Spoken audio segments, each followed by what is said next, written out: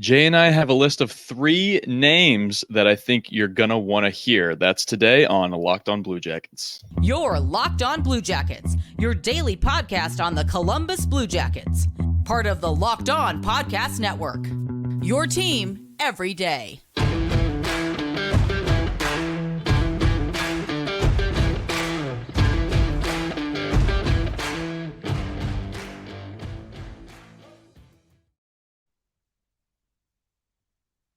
Welcome to Locked On Blue Jackets, part of the Locked On Podcast Network, your team every day. I'm your host, Hayden Househorn. With me is my co-host, Jay Foster. We're here to talk about the good, the bad, and the ugly of your favorite team and ours, the Columbus Blue Jackets. Before we get going, we want to thank you for making this your first listen every day. Locked On Blue Jackets is free and available on all podcast platforms, YouTube, and the SiriusXM app. Today's episode is also brought to you by FanDuel, the official sportsbook of Locked On. Make every moment more. Visit FanDuel.com/LockedOn today and get started betting.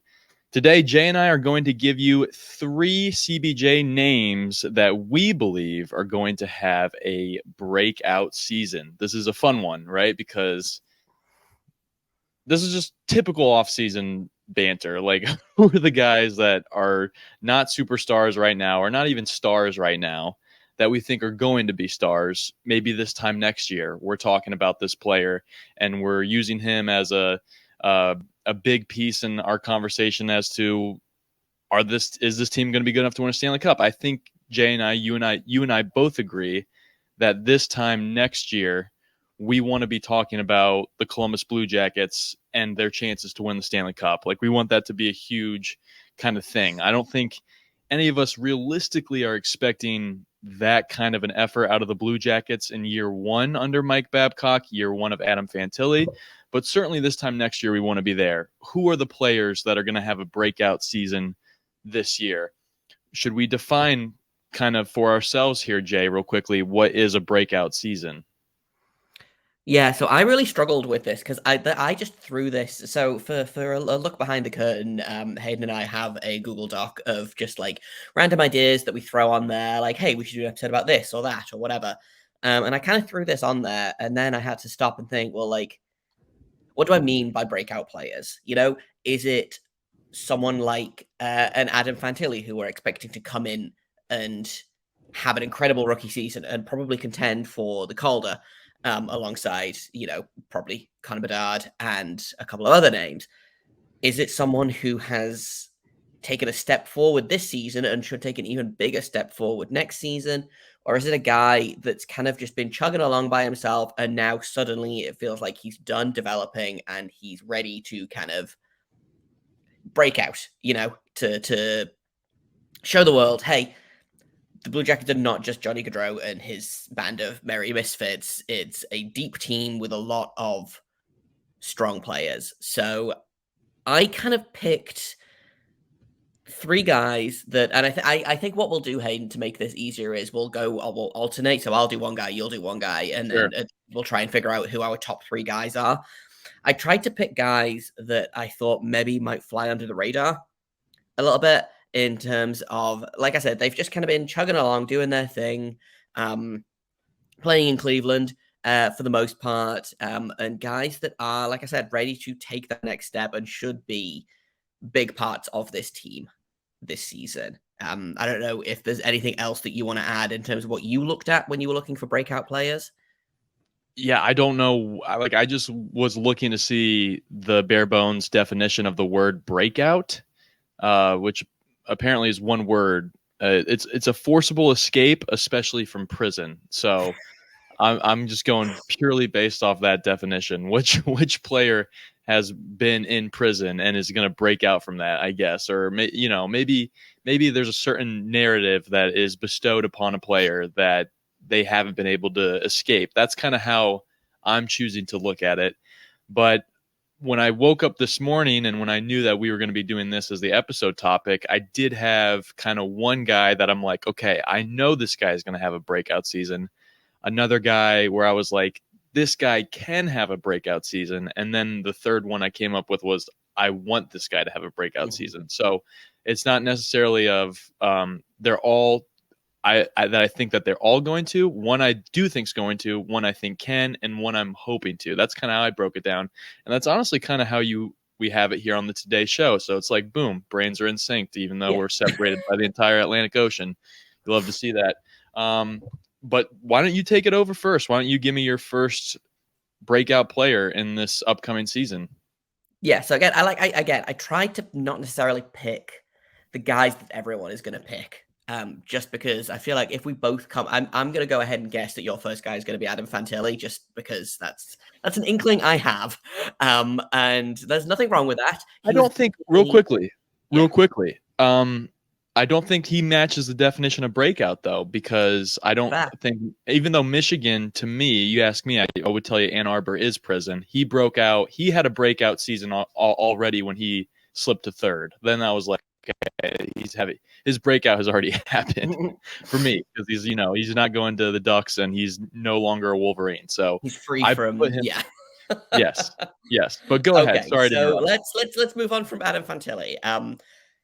The first guy that I'm going to have on my list is Nick Blankenburg, who I think surprised everyone at the start of last season and kind of the end of the season before that. So he was a guy that did his 4 years in college, went undrafted, signed a college free agent contract with the Blue Jackets, I believe literally the same day that Kent Johnson signed his entry-level contract. They both went to Columbus at the same time, which was very fun. And then he played, I think, 8 games last season, and I think a lot of people suddenly realized, oh, okay, the Blue Jackets have seen something in this guy. He struggled a little bit this season, I think. He only played... he only played 36 games. He had, I believe, 2 fairly major injuries. He at least one. He broke his ankle and sprained it at the same time, which sounds just brutal. So I'm expecting him to have a big year. I think he's NHL ready. I think if he can stay healthy, and I think if he can get into the lineup, he is going to very quickly show the coaching staff and show his teammates that he's there to stay. I think I don't know. I have a good feeling about Nick Blankenburg, and that's not just because I like him a lot as a player. I keep saying, he plays like he's a much bigger player. I think those 4 years in college did a lot of good for the maturity of his game. And I think we could see him potentially take a step into being, if not a regular NHLer, then maybe a potential top 4 defenseman for this team by the end of next season. I think that would be a huge success story for a guy like Nick Blankenburg, a guy who went undrafted. I think that would be amazing.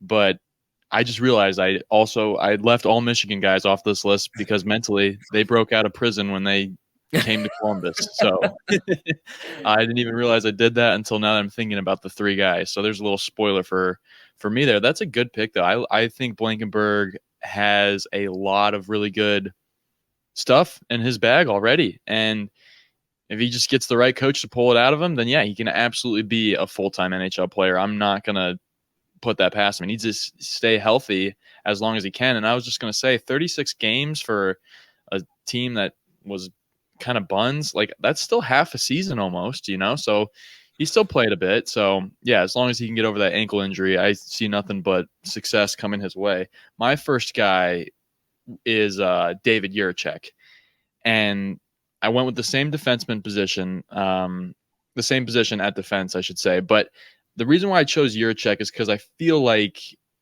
Blue Jackets fans are putting just tons of pressure on him to come in and be a top 2 pairing defenseman.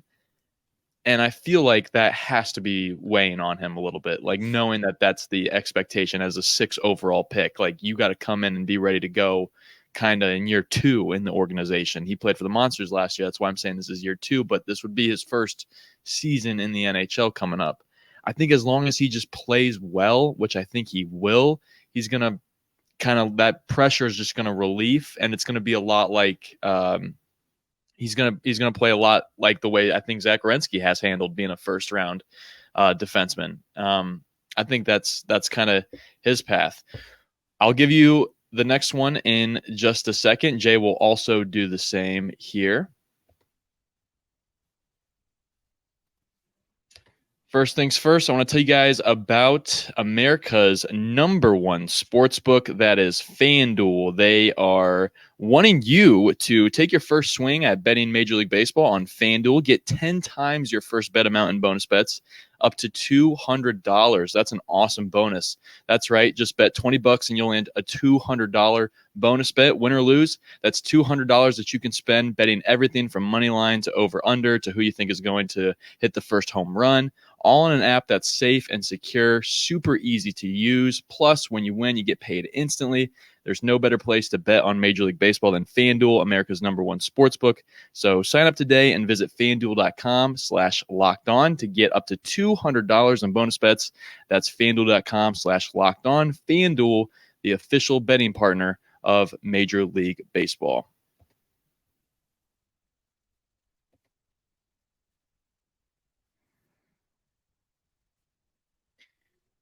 Listing the breakout stars for, not breakout stars, but guys that are going to have breakout seasons. We just defined that word in the last segment for you.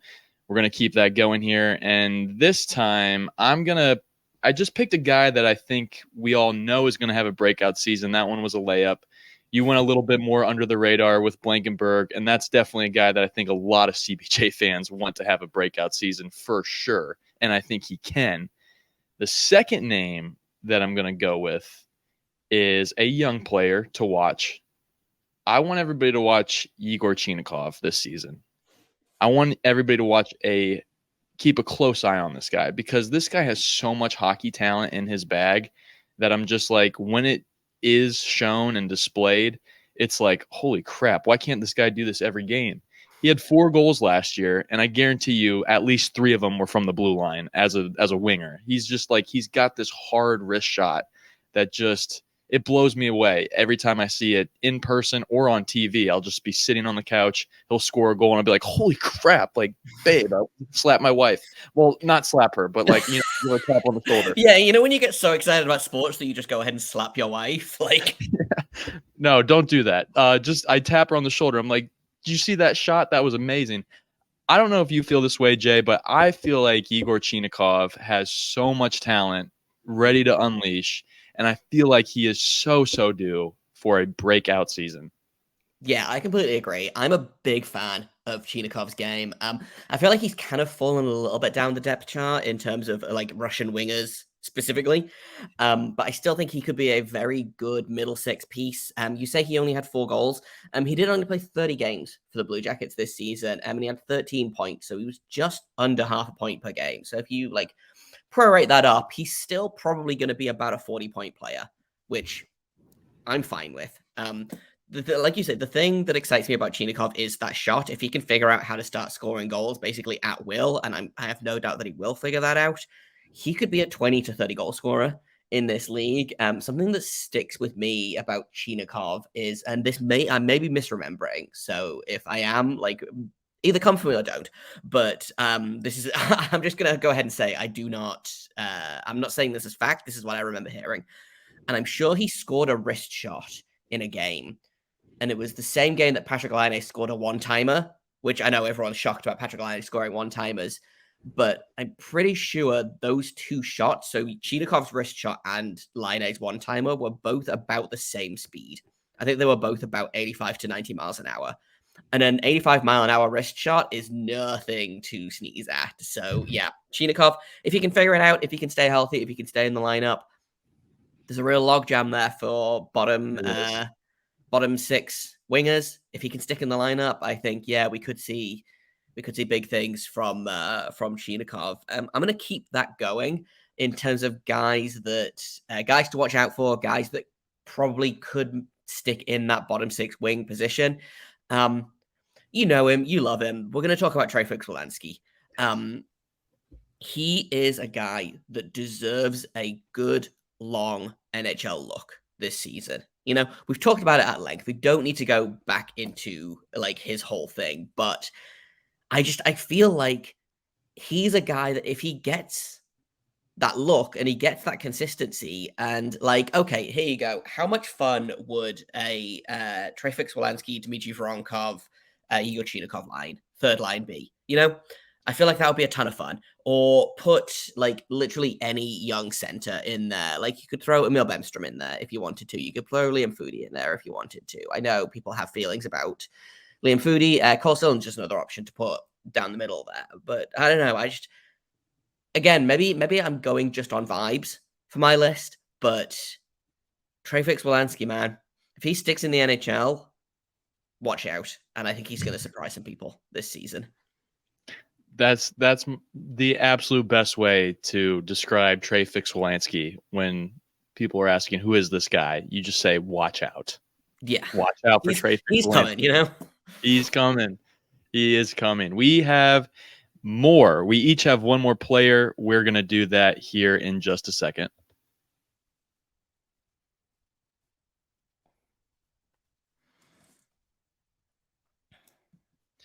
You know, I never wanted to be a teacher growing up, but since I've started doing this podcast, I just want to give out homework to all these guys. I'm not going to do that. I'm not going to give out homework to them because it's not their season reviews.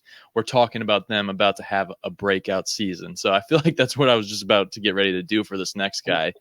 But my player that I want to see have a breakout season, and it's this is just an off the board one, I know, but I just feel like based off what he showed me in glimpses last year, I think if any good coach can come in, if Mike Babcock is a good coach, I feel like he can come in and maybe pull even more out of this guy and see what he is about. His name is Matthew Olivier. And no, I'm not just picking him because he's one of my favorite players, because he beats the crap out of people on the ice, not, off the ice. That would be bad.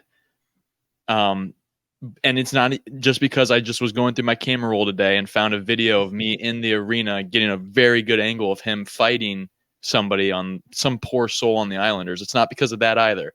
I genuinely think this guy has a little bit of offense in his game that I think under the right coach, under the right, just in the right situation, can be something more, can be something that the Blue Jackets can use down the road. I don't know if it's going to come to fruition. It probably won't. But like I said, I want Matthew Olivier to have a breakout season. And I deep down believe that he can, because he had 15 points in 60 games. He didn't light it up. That's not what I'm saying. But he played somewhere around 10 minutes a game on average. That's kind of on the lower end, which is good. That's fine. He's supposed to be there. That's his role on the team, is to kind of be this enforcer guy that's going to just purely inject physical play, but also create some offensive chances. I'm saying if he can create offensive chances on a more consistent basis, he will produce points and he will have a breakout season. And he will also break out of that narrative around him that he's just kind of a fighter. I want him to break out of that. And I think he can. What say you to that? I guess my question is, how many points do you want from Olivier to have hit? To like, what would you consider to be a breakout season from him? Because I've kind of been looking at this as young players that are going to take the next step.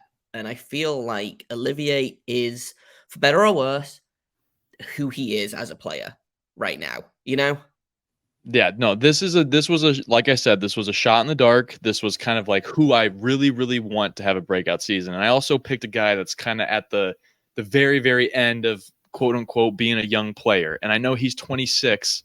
That's not that young at all. But like I said, it's the very, very end. And I think after a year with the Blue Jackets, I saw enough as a fan, not just in the fighting, but just when he would be on the ice. I saw from time to time that this guy can absolutely skate with the best of them.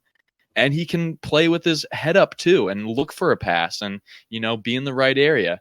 I don't know. I mean, like, Mike Babcock has pulled good things out of players that people didn't expect, like Nazem Kadri. He took Nazem Kadri to the next level at Toronto. So, like, I don't know. I guess I'm just hoping and wishing that if there's one player that's going to benefit from having a new coach, it's this guy. And again, I don't know what that looks like exactly.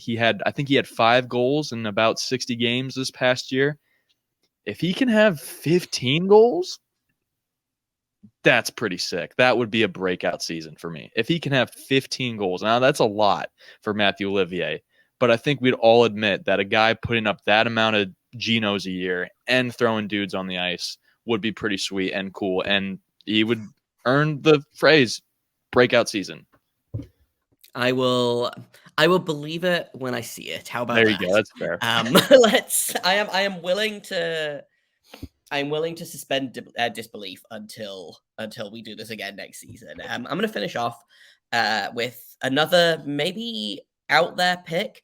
It's very funny to me that neither of us went with Adam Fantilli and neither of us went with Kent Johnson, who I think probably are the big names in terms of breakout seasons. My third player is Daniil Tarasov, who has looked extremely good on an extremely bad team. And he, I don't know, was fully healthy this season. He only played 17 games, started 16, played 17. He's probably going to be the backup for Elvis this season. Didn't have the best stats in the world, but if you, again, kind of like Elvis, if you get him a real defense, and all of the goalie expert guys I talk to about Tarasov, they all say, keep an eye on this kid. He might be something. You know, the Blue Jackets have had success with Russian-born goalies before, and I believe actually Tarasov and Bobrovsky are actually from the same city, which is fun.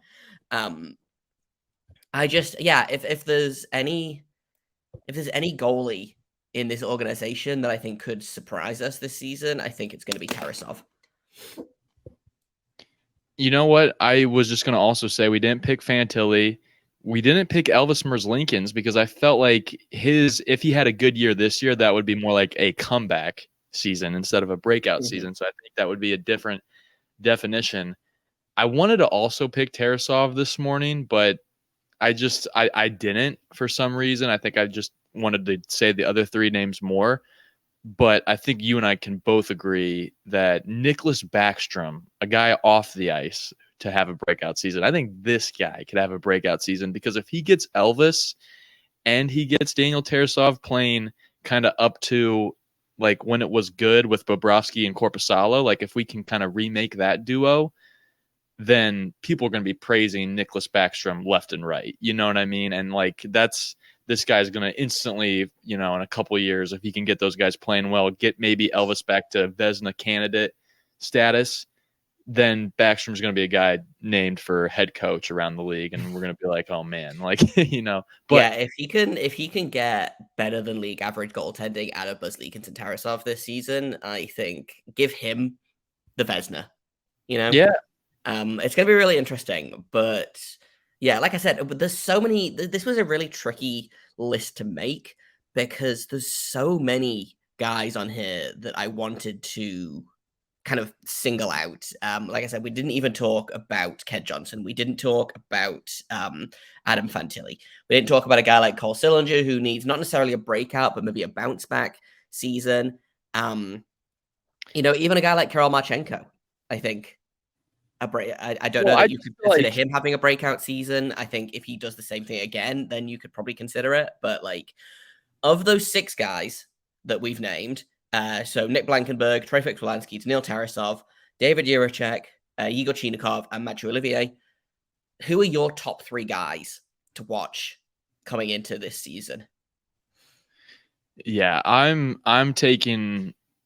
going to go heavy on the defense and say Jiricek and Blankenburg both. I'm watching both those guys very, very closely because, as we talked about in the Gavrikov episode, there's space there in that third and fourth D pair for someone to become a full-time guy. And, those other top four guys aren't necessarily going to be around forever. So there's room for a young defenseman to come in and try to establish himself. And we talked about the Blue Jackets fan base needs that next, who's going to be that next like lovable defenseman that everybody just loves and adores. And you just know that guy's going to just throw his body on the ice for his team because that's just kind of the guy he is. Like that's the player I think that Blankenburg and Jiricek can both certainly become. I'm also going to throw Chinikov in there. I just feel like his draft, when the year he was drafted, Yarmo took a huge shot on this guy. And Yarmo's he's dangerously close to absolutely like having one of his best draft picks of all time in Chinikov, if he can get Chinikov at the level that I believe Chinikov can get to. That's just all dependent on time. And I know it's only July, so like we can't really do anything about it. But those three players specifically, I'm going to be looking at very closely.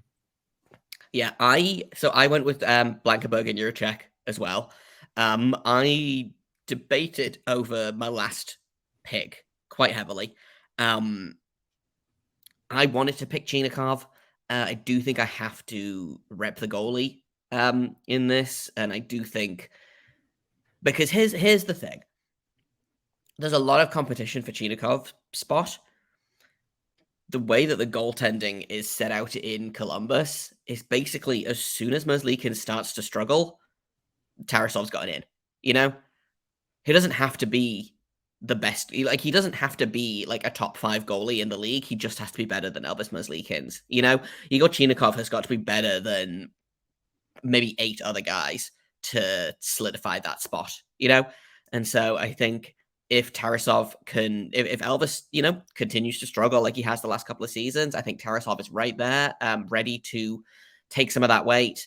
On the flip side, if Elvis doesn't struggle and Tarasov plays like 20 games this season, or fewer, then it's going to be really difficult for him to break out. So it really is kind of all depend. It's weird. His success is kind of dependent on Merzlikins' success.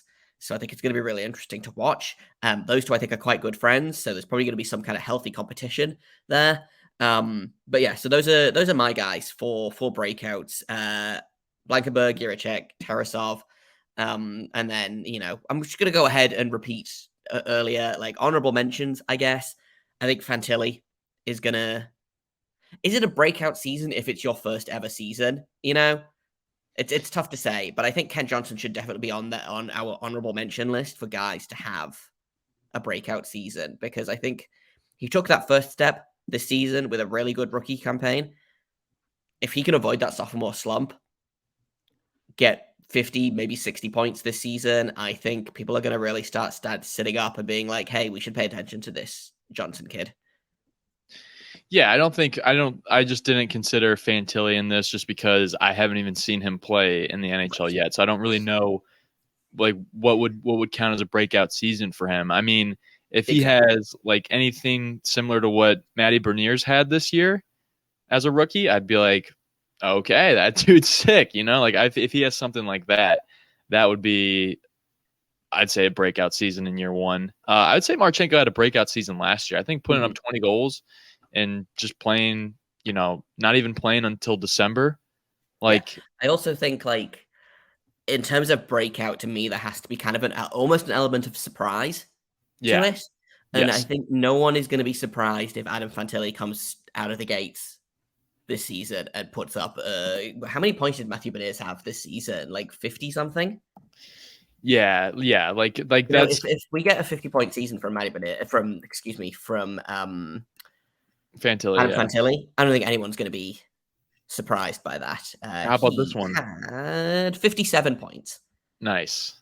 So that's the season I'm looking for from Adam Fantilli, is 50 to 60 points.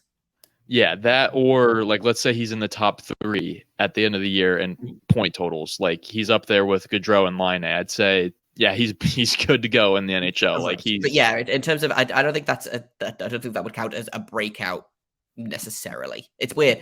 I spent a lot of time thinking about what a breakout season means, which I don't like to think that much. It hurts my brain. So. That's why I just looked at the bare bones definition, and it said a forcible escape, especially from prison. So I was like, which player's been in a kind of a prison? And I picked, Jiricek because of the expectation probably on him. What I go with, I already forget, Chinikov, just because he's been in this prison of, like, I feel like his talent is literally wrapped up in a cage, and I'm like, I just want to just unlock it, and it just unleash. Maybe he needs a number change. Could that be a thing? I feel like whenever a player gets a number change, sometimes that Sometimes could things happen. absolutely. I know. I feel Yeah. like that's how I feel about the number 27. Is I feel like there's a curse on that number Yeah, in because of Ryan Columbus. Murray.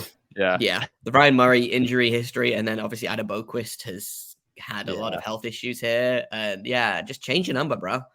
Just change the number, bro. Maybe it'll work. Yeah, Um, and then Matthew Olivier is just in the prison of he's just a fighter, and I don't want that for him anymore. You know, I don't think he can I don't think he can break out, but I want him to. I think that's fair. That was a fun conversation, Jay. Do you have any other honorable mentions like last minute? Like, I'm trying to think of any guy. Like, I'd really just from one of you had one on your mind there. no, I didn't. I was just thinking about how many young players this team has, and like I said, we didn't even get to talk about a lot of them. Stanislav Svozil is a name that I've had my eye on as a guy that could break out, but probably won't, just because of that logjam that they have on defense. But he's going to be really good for the Monsters this season. I feel like he might not have a breakout season for the Blue Jackets, but I feel like he might have a breakout season for Cleveland, which is almost as fun, really. Somebody's going to have a breakout season. I think that's just kind of how it goes. Is like there's going to be players that are going to underwhelm too. Maybe that's another episode for a future time. Players that might underwhelm us this year. I think that would be an interesting kind of springboard for discussion too. But yeah, my point is somebody's going to break out this year and surprise us and be like, wow, that guy, A plus in his season review because he's going to play above par. And I think those three guys that we each named, I think we believe in those guys. And I think we each listed decent reasons why they could. So that should be fun. That should be fun. Thank you guys so much for listening to today's episode. Billy Sweezy and Samuel Canasco are getting a joint episode tomorrow talking about their season review and what they did in Columbus and Cleveland this past year. Thank you so much for listening to this episode. Thank you for making this your first listen today and every day. Locked on Blue Jackets is free and available on all podcast platforms, YouTube, and the SiriusXM app. My name is Hayden Househorn. You can find me on Twitter at HaydenH971. You can find Jay on Twitter at _Jacob Foster. You can find the show at LO_Blue Jackets. You can also email us. lockedonbluejackets@gmail.com.